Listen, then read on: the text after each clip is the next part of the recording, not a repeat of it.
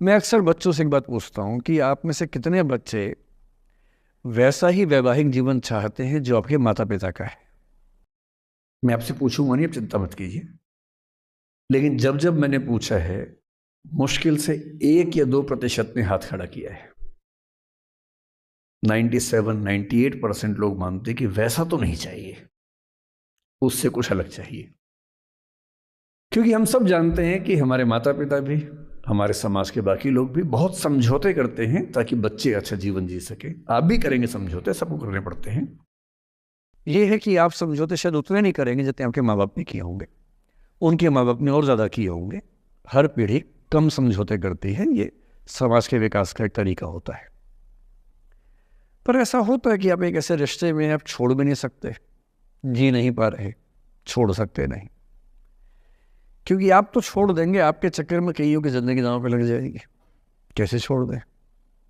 3 छोटे छोटे बच्चे हैं, नौकरी है नहीं, वो माँ अपने पति से रोज़ प्रताड़ना झेलती है, बुरी बातें सुनती है, उसके पास कोई सिक्योरिटी नहीं है, वो बच्चों को नहीं छोड़ सकती। बच्चों को लेके कहाँ जाएगी, क्या करे?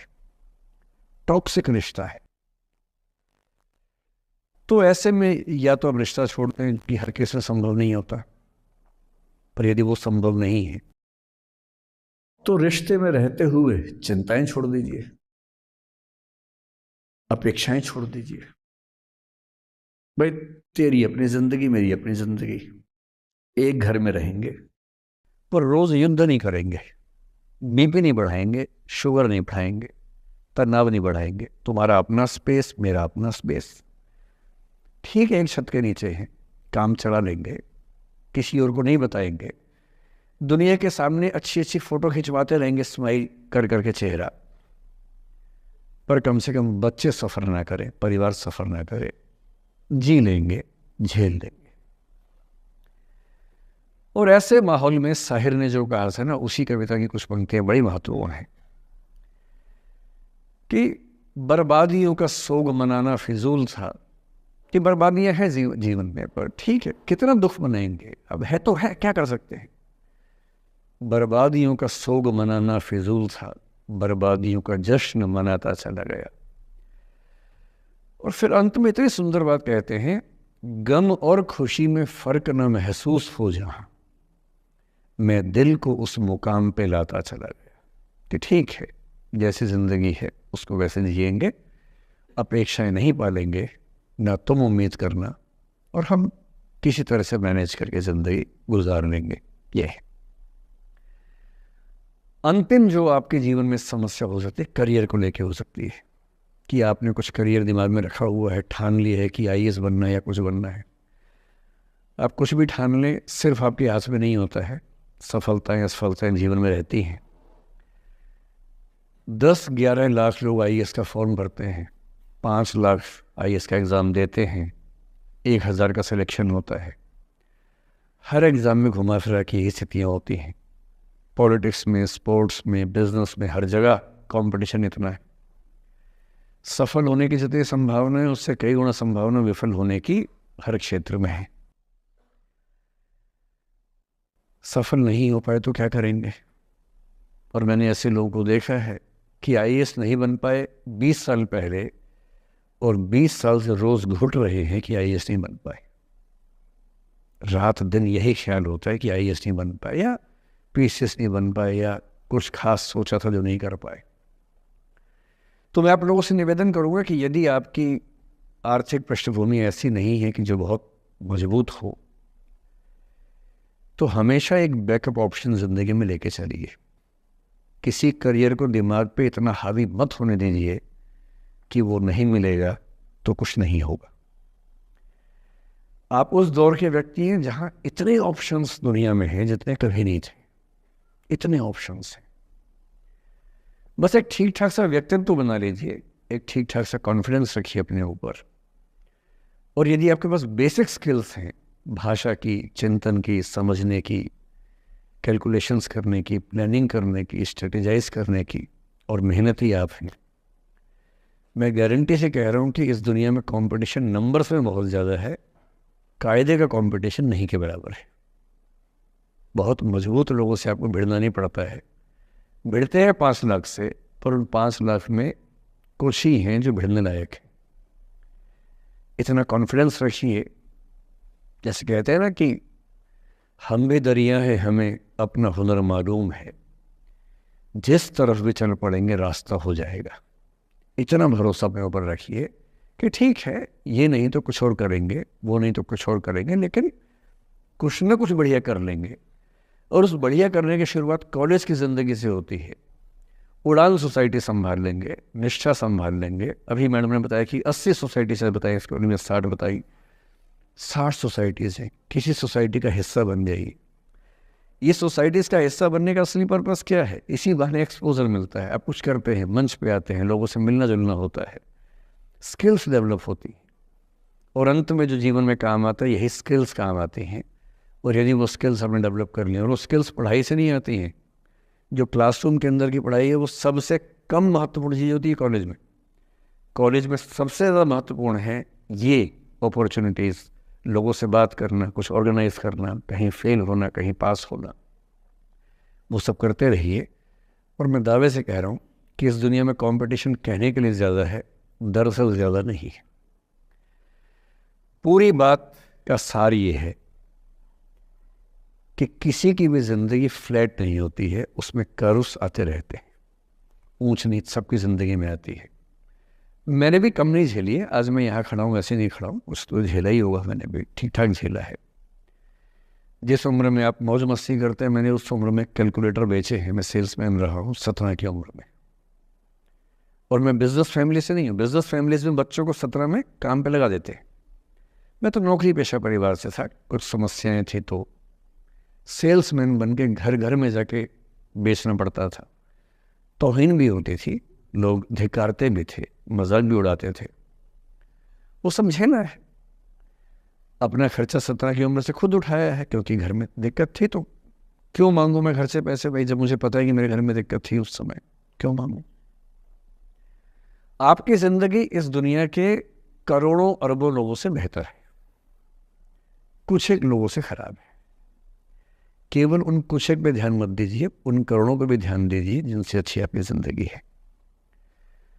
और इतनी कुव्वत आपके अंदर, आप इस देश के सबसे अच्छे विश्वविद्यालयों में से एक, दिल्ली विश्वविद्यालय के सबसे अच्छे कॉलेजेस में से एक हंसराज कॉलेज में विद्यार्थी हैं। ये मजाक नहीं है, आप इस देश के एलीट हैं, एलीट। इस कॉलेज और यूनिवर्सिटी का नाम बोलते ही कितने बंद दरवाजे खुल जाते हैं, आपको अंदाज़ा नहीं है, आगे जाके समझ में आएगा। बस इतना करना है कि जब जब ज़िंदगी नीचे की तरफ जाए, थोड़ा सा हौसला बना के रखिए। कुछ ही दिन की बात होती है, हर चीज़ कुछ ही दिन की होती है। बहुत अच्छे वक्त में और बहुत बुरे वक्त में एक ही वाक्य कॉमन याद रखिए, कुछ दिनों की बात है, ये वक्त गुजर जाएगा। बहुत अच्छा हो तब भी ध्यान रखना है, आदत नहीं बनानी है। बहुत बुरा हो तब भी ध्यान रखना है, ये सब खत्म हो जाएगा। सोशल मीडिया पर ट्रोलिंग आजकल का एक नया सच है, जो आप लोग बड़ा मुश्किल होता है वो जब झेलते होंगे। आपने एक फ़ोटो अपलोड की, कोई लाइक ही नहीं कर रहा है, आप बार बार देखने घूमोगे लाइक किया कि नहीं किया। दोस्तों को फ़ोन करें, लाइक कर, तो लाइक कर, तो भी लाइक कर, चल 5 लाइक करवाए, 8 लाइक करवाए, नहीं लाइक हो रहा। फिर आपने कुछ ऐसा बोला, किसी ने उसकी छोटी सी क्लिप काट के चला दी, और आप अचानक सबकी नज़रों में किरकिरी बन गए। गालियाँ पड़ रही हैं, आलोचनाएं हो रही हैं, लाखों लोग फतवे जारी कर रहे हैं आपके ऊपर। इतनी बेचैनी होती है इस दौर में। पहले के दौर में ये नहीं था, आपने कहीं कुछ बोला ख़त्म हो गई बात। अब किसी ने रिकॉर्ड कर ली, सोशल मीडिया पे आ गई, ख़त्म ही नहीं हो रहा। राइट टू बी फॉरगॉटन हमारे देश में है नहीं, और प्रैक्टिकली संभव भी नहीं है। कैसे आप उसको अप्लाई करेंगे? आप कभी ना कभी कुछ ऐसा बोलेंगे, या तो गलत बोलेंगे या उसमें से कोई क्लिप कोई काटेगा, इतनी गालियाँ पड़ेंगी और पहली बार जीना मुश्किल हो जाता है। मैंने आज से 7-8 साल पहले 1.5 साल तक एंग्जाइटी की दवाइयाँ खाई हैं, जबकि मैं बहुत ही मस्त वाला किस्म का आदमी हूँ, मैंने खाई हैं। और जीवन में एक आध ऐसा दौर सबका आता है, आ जाना चाहिए। जब जीवन में एक आध बार ऐसा हो कि सारी दुनिया पीछे पड़ गई है, बहुत दिक्कत होगी, घबराहट होगी, बेचैनी होगी, एंग्जाइटी होगी, डिप्रेशन होगा, सब कुछ होगा। लेकिन एक बात ध्यान रखना, मेरी इस बात को ध्यान रखना, वो पहली और आखिरी परीक्षा है। उसके बाद कभी नहीं होगा। 8 साल पहले ऐसा कुछ हुआ था कि मैंने बहुत दवाइयाँ खाई, 1.5 साल दवाई खाई, 1.5 साल खाई दवाई। कारण पता था, कारण ठीक हुआ, दवाई छूट गई। उसके बाद मैंने ज़िंदगी का सबसे मुश्किल फेज़ पिछले साल झेला था, जब मेरे एक वीडियो की क्लिप मीडिया पर चली, FIR हुई, पता नहीं क्या क्या हुआ, सब कुछ हुआ। और मैं आपके सामने बहुत ईमानदारी से कह रहा हूँ, मुझे तनाव नहीं हुआ, डिप्रेशन नहीं हुआ, एंग्जाइटी नहीं हुई, क्योंकि मैं पहले झेल चुका था। अब पिछले 7 दिन से मेरी 5 साल पहले की एक क्लिप चला रहे हैं वीडियो आजकल। 2019 के इलेक्शन से पहले जनवरी में मैं एक क्लास लेते हुए कह रहा हूँ कि अब इलेक्शन का टाइम आ गया, अब मंदिर का तमाशा शुरू हो जाएगा और ये पॉलिटिक्स के मामले हैं, सब बेकार की बातें। उस समय ना सुप्रीम कोर्ट का जजमेंट आया था, ना कुछ और हुआ था। आज मेरा बड़ा सीधा स्टैंड है कि जब सुप्रीम कोर्ट की कॉन्स्टिट्यूशन बेंच ने 5-0 से सहमति दी है और उसके बाद कॉन्स्टिट्यूशन तरीके से मंदिर बन रहा है, मैं कौन होता हूँ नाराज़ होने वाला? मुझे क्यों खुश नहीं होना चाहिए? दुनिया में हर धर्म के ईश्वरों के नाम पर मंदिर हैं, उनके जन्म स्थान पर मंदिर हैं। मेरे धर्म में क्यों नहीं होना चाहिए? मुझे क्यों परेशान होना चाहिए? और कुछ लोग पिछले 7 दिन से 5 साल पहले की क्लिप चला रहे हैं। मेरी टीम परेशान है, मैं परेशान नहीं हूँ। मुझे भेजते हैं कि सर ऐसे हो गया, सर इतने वीडियो चल रहे हैं। मैं सुनता हूँ पर तनाव नहीं होता है, क्योंकि मुझे पता है कि किसी दिन किसी मंच पर हो, जैसे आज मैंने बात बोल दी, कहीं और बोल दूंगा, बात खत्म हो गई। कितना लोड लेंगे? और आप लोड लेते रहेंगे तो दुनिया देते रहेगी। दुनिया के पास बहुत है देने के लिए, वो हमेशा देते रहेंगे। खुद को ऐसा फूल प्रूफ बना लीजिए, शील्ड बना लीजिए अपने आसपास कि तनाव आता है फिसल के निकल जाता है। और अगर आप तनाव झेलने के लिए समर्थ हो जाते हैं, लेट गो कर देते हैं, मैं दावे से कह रहा हूँ, सफल कितने होंगे मुझे नहीं पता, ज़िंदगी आपकी शानदार होगी, ये मैं गारंटी दे रहा हूँ। और जब जब बुरा अनुभव हो, जब